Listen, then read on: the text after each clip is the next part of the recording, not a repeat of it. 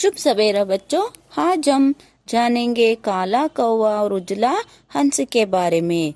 कौवा हंस को देखकर क्यों शर्माया, कौवा कहाँ से क्या लेकर भागा और हंस को देखकर काला कौवा क्या करता है, इसके बारे में जानेंगे काला कौवा पद्य में।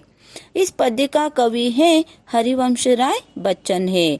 हरिवंश राय बच्चन ने क्या बोले हैं इस पद्य में, देख लीजिए। ये कौवा उड़ते उड़ते आकर देखता है एक उजला हंस को। एक दिन उड़ते उड़ते आया हंस भी, उसे देखकर कौवा मन ही मन शर्माता है।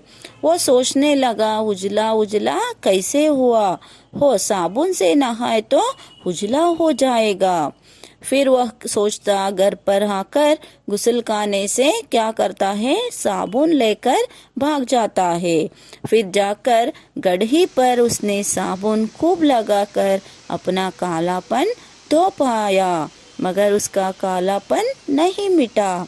वो फिर क्या करता है, मन ही मन पछताया है। फिर हंस के पास कभी नहीं आता है। बच्चों, आगे इस पद्य का भावार्थ देख लीजिए।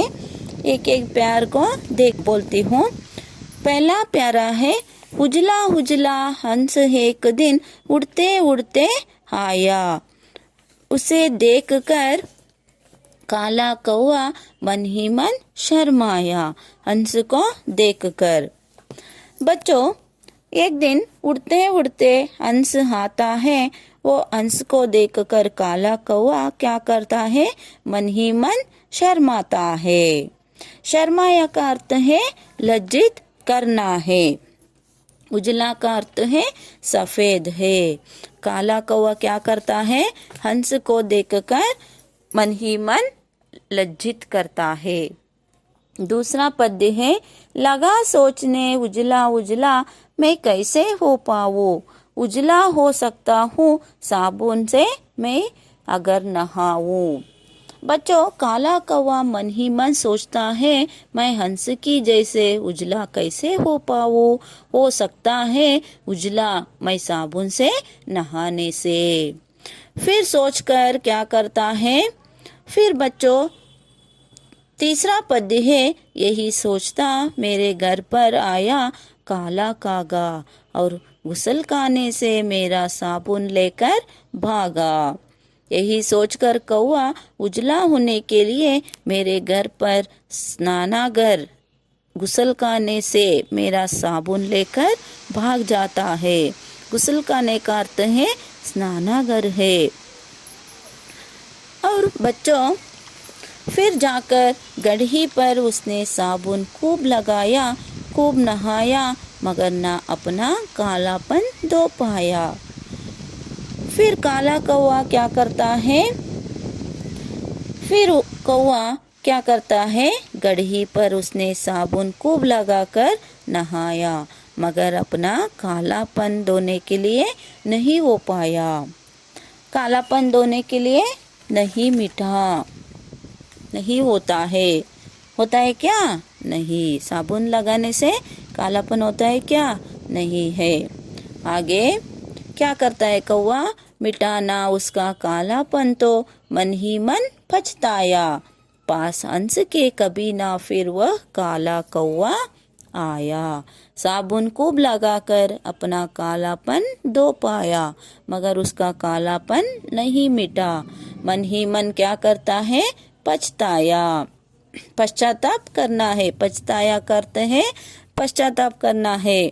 फिर वह हंस के पास कभी नहीं आया, हंस के पास कभी नहीं जाता है। इस पद्य का कवि है हरिवंश राय बच्चन है।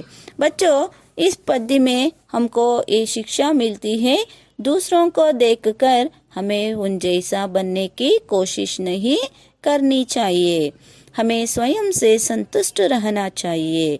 इस पद्य का अर्थ है आदतों की परिवर्तन से प्रकृति नहीं बदलेगी।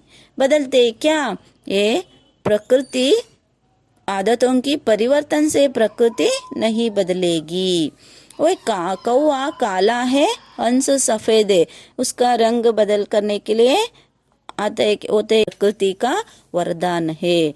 इसलिए ये आदतों की परिवर्तन को बदल करने के लिए नहीं होता है। आगे बच्चों इस पद्य में कुछ शब्दार्थ दिए हैं। उजला का अर्थ है सफेद है, कागा का अर्थ है कौवा है, गड़ही का अर्थ है छोटा पोखरा है, गुसलखाना का अर्थ है स्नानघर है। आगे इस पद्य में कुछ शब्द वाक्य करने के लिए दिए हैं। हंस, साबुन, गुसलखाना, गड़ही, इन शब्दों को वाक्य करना चाहिए।